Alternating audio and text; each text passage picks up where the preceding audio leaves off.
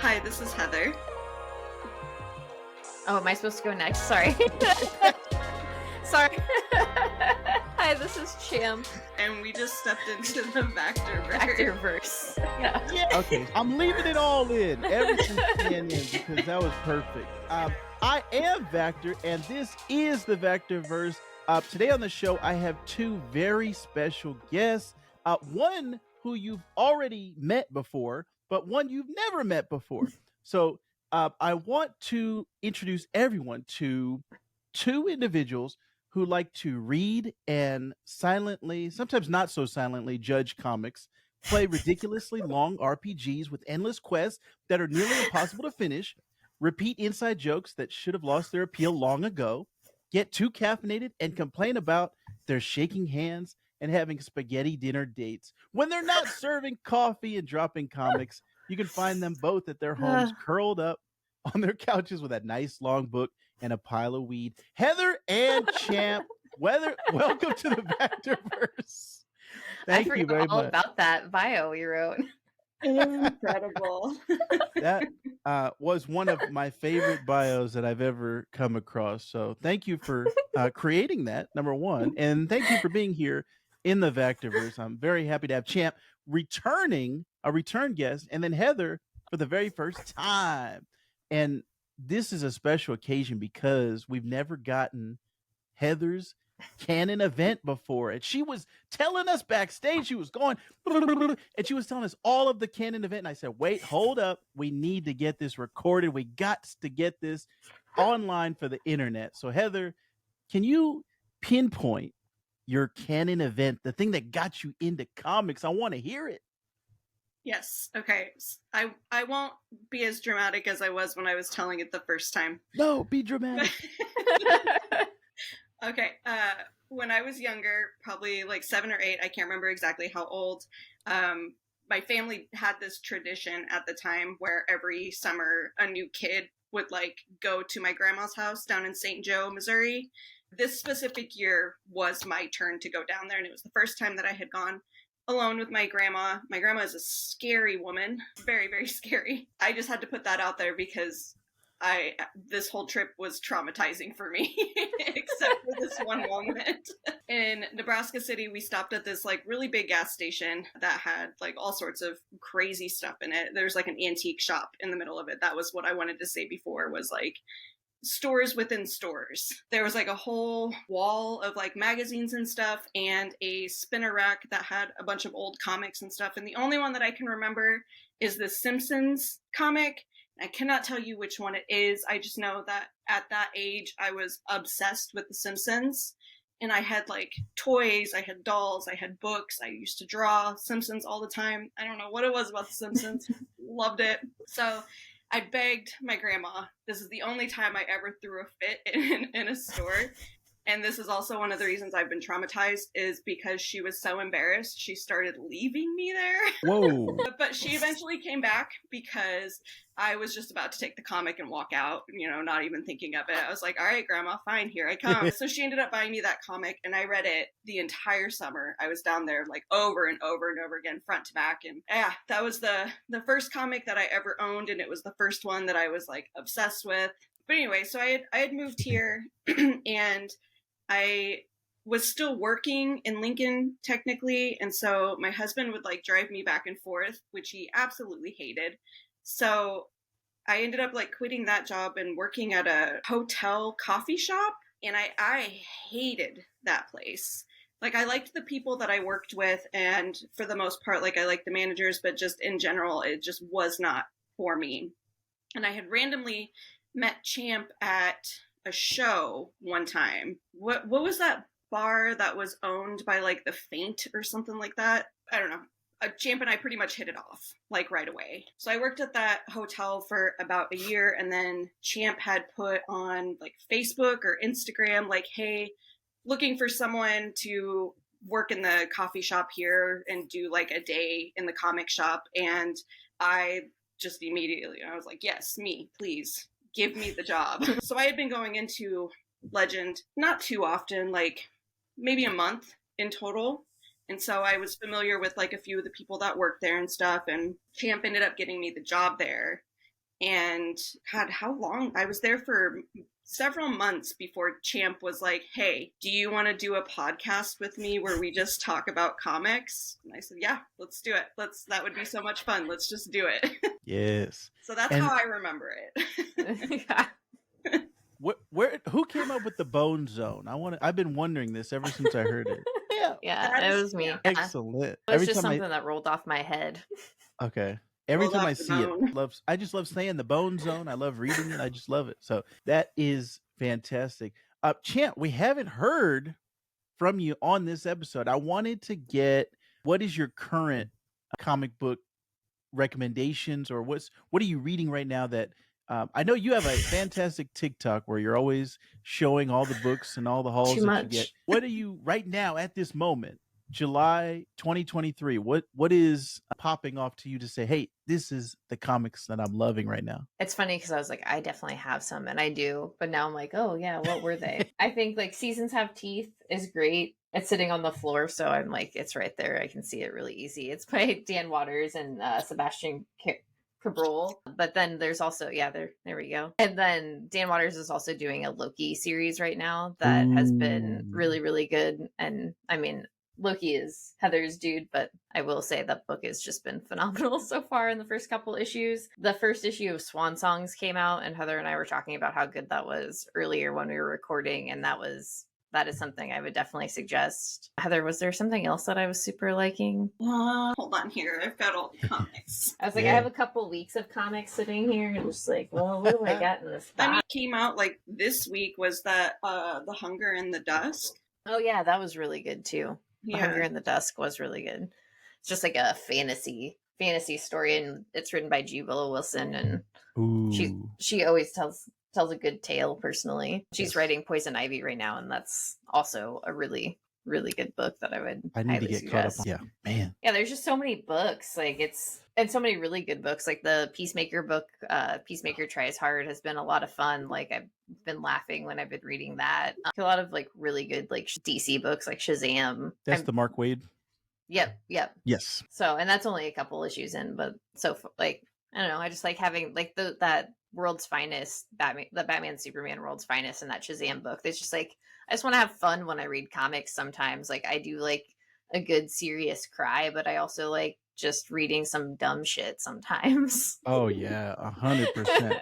I love that World's Finest. That Dan Mora has become like my favorite artist in the last year, and him with Mark Waid is like, this is anytime those two get together, I'm in for it. And like you, I want to have fun when I'm reading. I get that with the Tom Taylor Nightwing book too, that it's just like, this is fun. I love this. They had that first person issue a couple of issues ago. It was like, this is what I want from my comics. I want something that I'm not seeing, and I want to have fun. Yeah. There's like Champ said, there's so many good books that are coming out right now. Heather, is there anything that, even if it's not current, like if there's older book that you've been reading lately? I mean, this one, it's not quite finished yet. There's like one issue left, but it has been going on, I feel like, forever because there's so long in between issues. But Dark Knights of Steel, while we're on the DC books, that is one of my favorites at the moment. Tom Taylor, yeah, it's really good, and the art in it is just so good too. But yeah, I mean, pretty much everything that you guys were just talking about, like just really fun books. I can't think of anything off the top of my head. I wasn't prepared.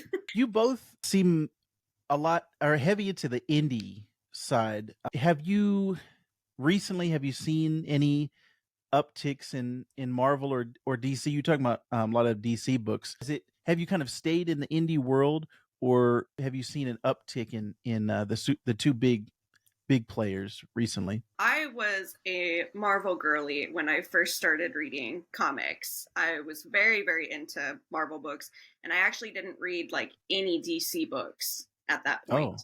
It's only been within like the last few years that I've been picking up more and more DC books and less of the Marvel books, and it's because Marvel now is mostly just X-Men, right? Which is fine. I do enjoy X-Men a lot, but I mean, I've been reading X-Men I just kind of dropped off of that as well. So if I do read a Marvel book, it's because it's one of my favorite characters. It's either like Gambit, Loki, or Nightcrawler. Yes. But it started off Marvel, moved more into indie.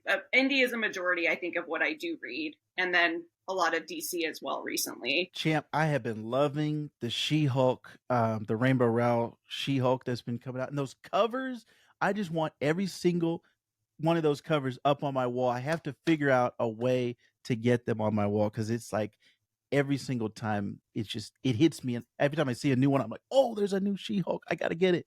I've been loving that, specifically that series. But at DC, a lot of the Superman family books have been good lately. I've been kind of going back and forth between the main Superman book, Action, Jonathan Kent, Steel, the whole kind of like Superman family has been strong recently. And like you said, with The World's Finest, that book has been fantastic. So I'm enjoying a lot of stuff from both companies, but I want to get more indie, and that's why I like having you two on the show.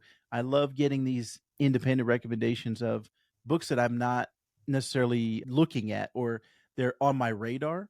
So I always love getting recommendations. So I'm very happy that both of you are here today. Is there anything in the either movie or TV world? Have either of you watched the My Adventures with Superman anime? Man. Okay. I watched like the first episode so far. Oh, okay. Yes. I am in love with that show, and it is like my favorite thing. I cannot stop thinking about it. Like Superman, but anime. It's like my mind. I'm having my peanut butter, my chocolate. And I like blowing my mind. So highly recommend the My Adventures with Superman show. The Harley Quinn show is about to come back, which I cannot wait. That has always been one of my favorite shows on TV. But is there anything, Heather, that you're enjoying at the movie theater or on your TV screen? Is there anything that you've been enjoying lately? I mean, I don't really watch too much. I think especially like comic related, as weird as it is, I just don't really have a lot of time. The last like show that I watched was Loki, and that was Champ and I did that together. But I mean, I watch What We Do in the Show. Oh man, have you watched the new season?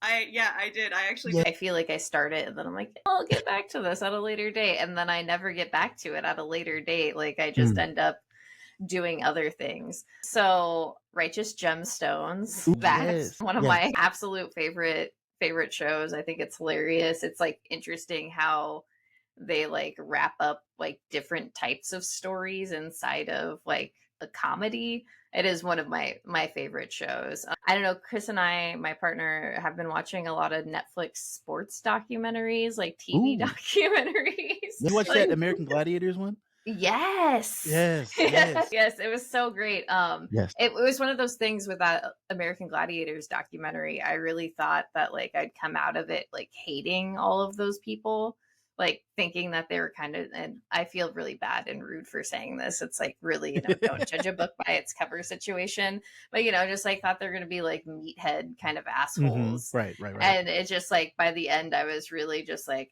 oh man, I love every single one of these like people. Like they're really endearing. Like you really want to see them succeed. You really like hate all of the stuff that happened to them. But yeah, that was a great documentary. We watched, there's a tennis documentary called Point Break that follows like different like tennis stars like during Grand Slam season.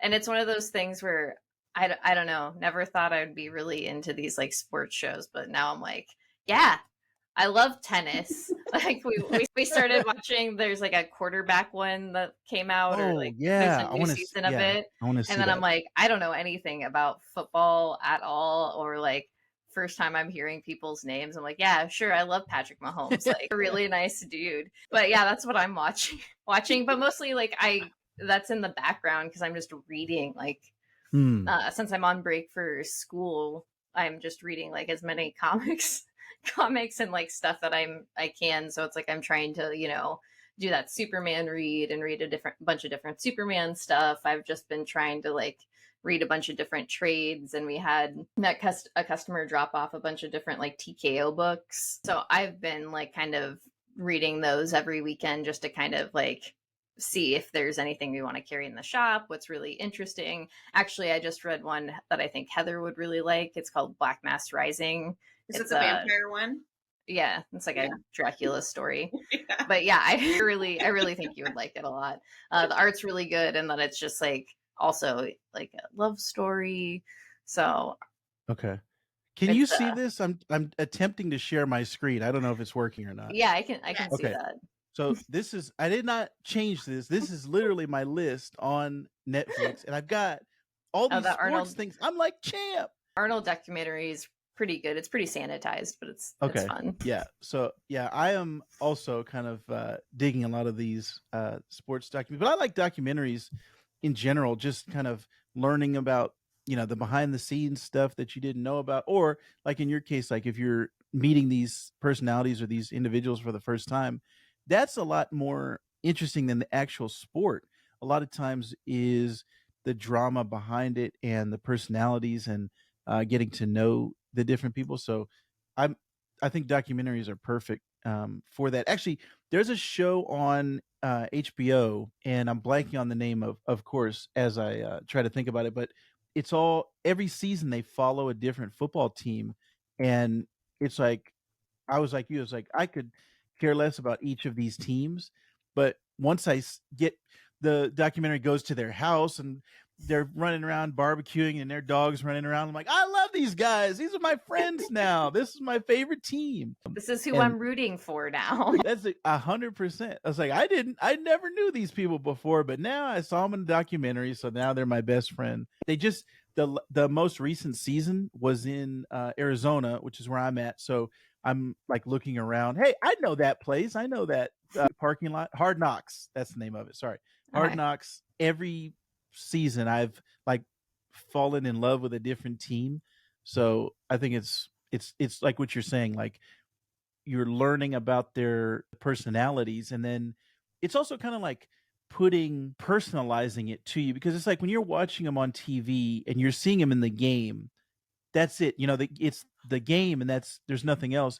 This is following them home, getting interviews, talking to them, and they're talking about like their dreams and aspirations. I'm like, whoa, this is crazy. These guys are human beings. They're not just video game characters. So yeah, the Hard Knocks 100% recommend. But I'm kind of like you also, especially because I have a 2-year-old now and he takes up most of my time.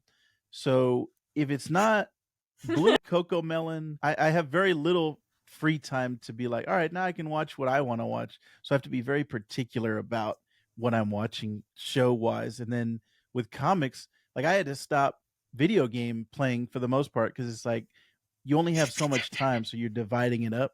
So I'm like, all right, cut out the video games. All right, now I got time to read comics again.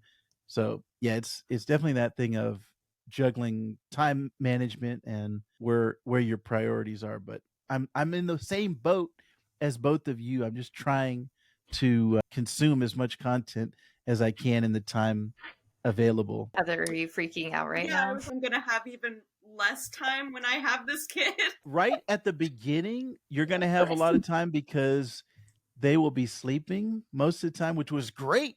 When my son was a newborn, I watched the Zack Snyder Justice League, the Snyder cut, and it was like 4 hours. And me and my wife were like, this is great. We're watching the whole thing. And he was just asleep on my chest. I was like, yeah. Now he's like running around, hitting me with pillows. And it's like, I don't have any time to myself. He's great. 100% in the terrible twos. But yeah, when it's newborn, man, I wish I could go back to that newborn stage so I can get more stuff done. But yeah, that's what you have to look forward to. Heather, yes, when are you expecting? September. Ooh, September 10th. Nice. Yeah, it is really, it's coming up super fast. Yes. Man, yeah, it's crazy. This year has gone by so quickly. Yes, it really has, I feel like. Has this year been a standout for you two as far as comic books go? Because I'm thinking about like being a good year or a bad year for you. I'll ask Heather's our newbie in the Vactor-Verse, so I'll ask you first. Has 2023 stuck out to you at all? I'm gonna say no, but not for the reasons that you would think. I do for like a few hours on Saturdays, so like I am not constantly surrounded by comics, and like I don't eat, sleep, and breathe comics anymore, which is Right. very unfortunate. But it is what it is, you know? Yeah. So, I mean, I know there has been stuff that has come out that I've been really, really pleased with. But again, I think it's just because I'm not working in a comic shop all the time now that, like, Right. I don't feel like I'm absorbing it like I want to. Right. Yeah. I had that, but not, I guess there wasn't any specific reason, but I kind of fell off a little bit. And then I felt like I got snapped away. And then 5 years later, I came back and I'm like, what is happening? The X-Men are doing this and everything's like, everything's different from the last time I was reading comics. So I know that feeling of like, I'm looking from the outside in and like, I want to get back to it, but there's just like, a plane of glass in between me and the Yeah. comic stuff. But Champ, because I know on TikTok, Champ is eating, sleeping, and breathing comics. Has 2023 been a good year or a bad year for you so far? I wouldn't say like bad's not the right word. I think it's been like Meh. yeah, I say it's been kind of like a mediocre year. Like that there's not to say that there's like not really good books coming out. Like Behold Behemoth was something that was really good. Specs was really great. What's the Furthest Place from Here? Like that this back half of the story arc has been like really, really wonderful. Like there has been like really solid books coming out, but I think it's just like some of them haven't just like they just don't hit as well. Like they're enjoyable, they're good to read. Like Briar is a good example of that. Like that book was enjoyable, the story was interesting, but I once it was done and I knew it was going to continue, nothing about it made me want to keep reading it often. And I don't know, it's such a gorgeous, like beautiful story, and I think it's really like what like art is made of. I did like a pub quiz with Heather a few weeks back, and I ended up getting into this conversation with a few ladies at a table and just like went down just like a fucking just hole of Many Deaths of Layla Starr where I just couldn't stop talking about it. It's hard to not talk about it. Like when I have people who don't typically like read comics, like friends who will ask me like, hey, I've been wanting to like read something. Do you have any recommendations? I'm like, okay, well, do you want to cry or do you not want to cry? But I always recommend The Many Deaths of Layla Starr because I feel like it's a nice like short series, but it's also like gut wrenching in like a really, really good, like hopeful way, I guess. It's a really, really good story. Super like cathartic. Yeah. Right.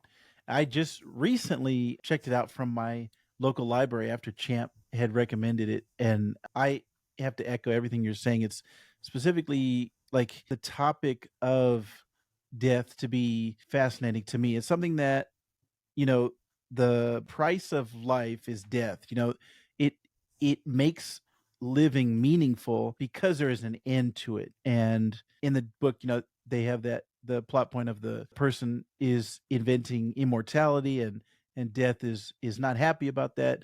And I just anytime there's a story like that where it's talking about what is death, what is the nature of living and humanity is always interesting to me, whether it's a movie, TV show, comic book.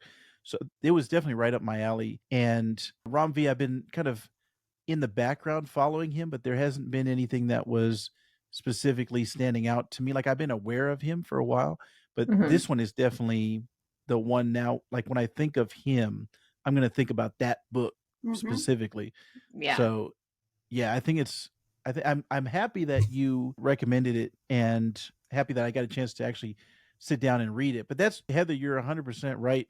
When you have people coming to you and asking for a recommendation, it's always best to be like, okay, here's one with a beginning, middle, and end. Not, all right, you got to read 150 issues of Ultimate Spider-Man. Here you go, which I love Ultimate Spider-Man, but it's very difficult. It feels like you're giving somebody a homework assignment. All right, give me an essay on this when you're done. Read all these 190 issues. So with the Many Deaths of Layla Starr, it's like, yeah, it's just easy. Hey, here it is. This is the whole story.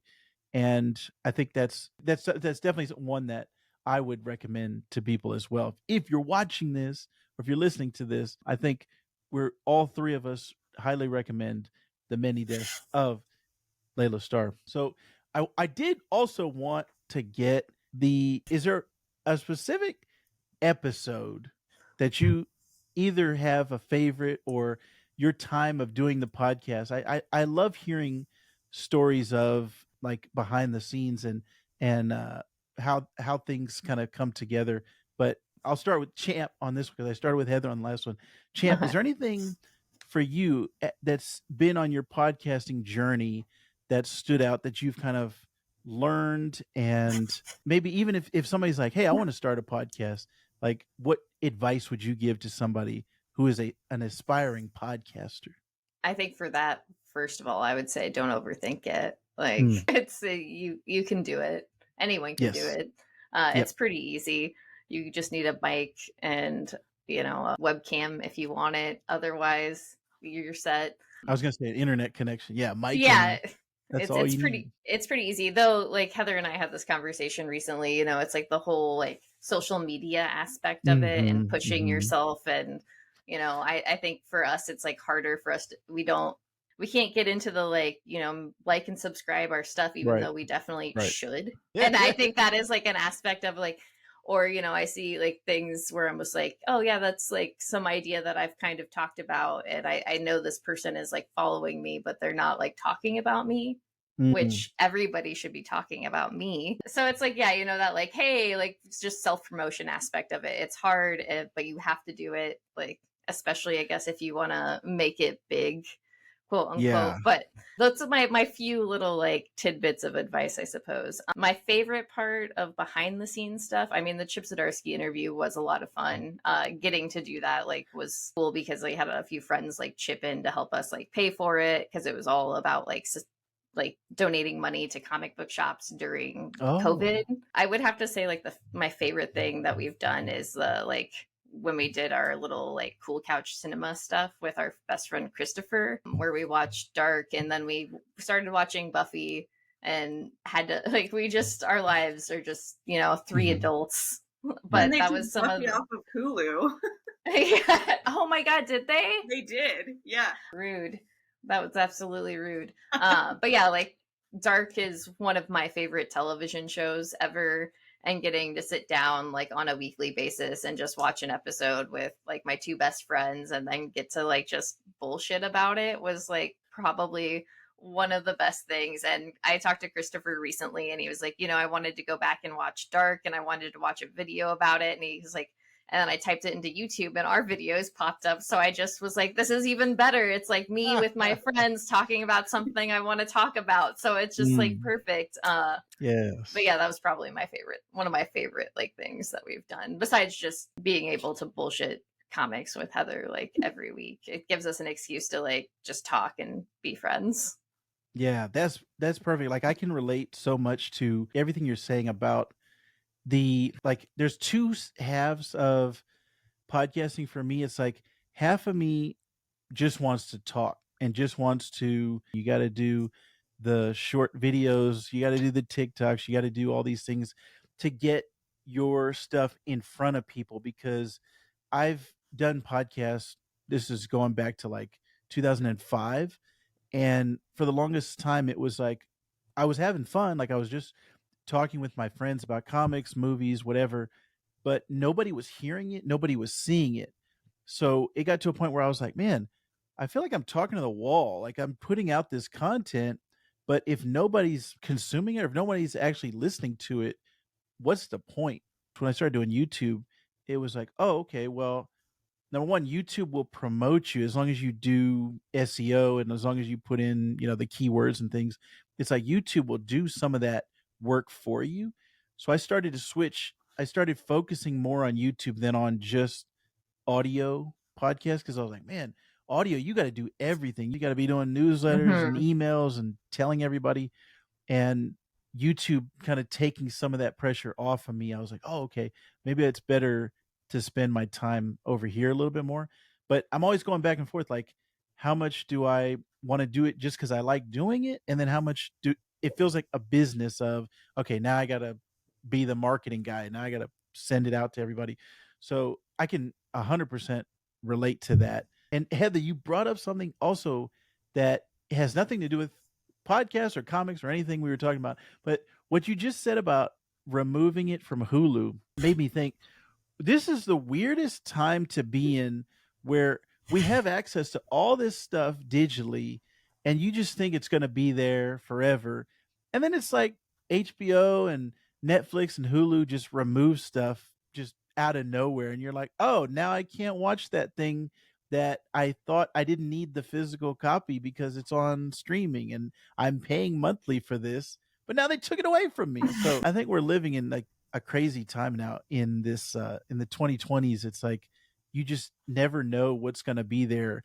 And physical, it's like I don't want to have a million DVDs or my physical stuff. I only have so much room, but I don't want them to remove every show that I ever wanted to watch. But anyways, that's a whole nother argument. But I'm glad you brought that up, Heather. Do you have any standout memories so far from doing Talk Comics to Me and talking with Champ on a weekly basis? So I do have a couple. One of them wasn't necessarily like a podcast thing. It was just when we did the Zine Fest, like a few years ago. So that was just like, that was a really fun experience. And then when we first started doing this, we obviously were like not 100% comfortable with like recording ourselves and like talking. We were very new at it, and you could tell. But some of our earlier recordings, I really like going back and listening to, because it was just us trying to figure out like what we were doing. But there was one,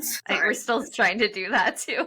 It's there's like one specific recording, and I can't remember like what episode it was, but the video is what kills me, because we're in the middle of talking and Champ's dog Megatron just tries to jump up on their levels right back off, and it's one of my favorite videos ever, and I have it saved somewhere so that everyone can see it. But that was really fun, because that is just how I felt recording in the beginning. It was just like so chaotic, and it was like, again, us just trying to get used to like being recorded and like figuring out how to do it. And it was just, Champ and I just being friends, just talking about comics. There was no structure whatsoever. It was just chaos. That's perfect. That's how I think a lot of great podcasts start, is just kind of, two people and two or three people just kind of, in a lot of my podcasts have been like, oh, I want this to feel like we're in the comic shop and I'm just talking to the workers, or I'm talking to my friends about, hey, what if Thor went to McDonald's? What would happen? Whatever the thing is, it's like just talking to your friends and spending time together and sharing an experience. So I think yours is perfect, and the chemistry on Talk Comics to Me is fantastic. And like I said, the Bone Zone is always one of my favorites. When I see it come up, and please continue to put your stuff on YouTube, because I get a notification on YouTube and it's like Bone Zone. I'm like, Bone Zone. It's always like a bright spot when I see it on my YouTube notifications. So I just want to say I'm very happy to have come across Heather. I was telling Champ, it was TikTok where Champ's face came up in my feed, and I was like, whoa, there's comics here. And I don't even remember what the first comic was that I heard about, but it was just like, hey, and I think there was a Shrek shirt that was being worn or something. My Danny DeVito Shrek shirt. Yeah. That's what it was. And just from that TikTok, that's when I became aware of your podcast, and then had Champ on my show, now have you on the show.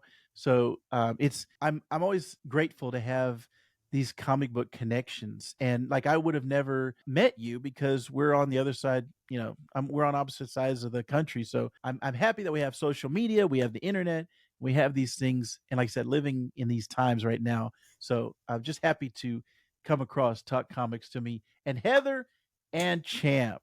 So thank you very much.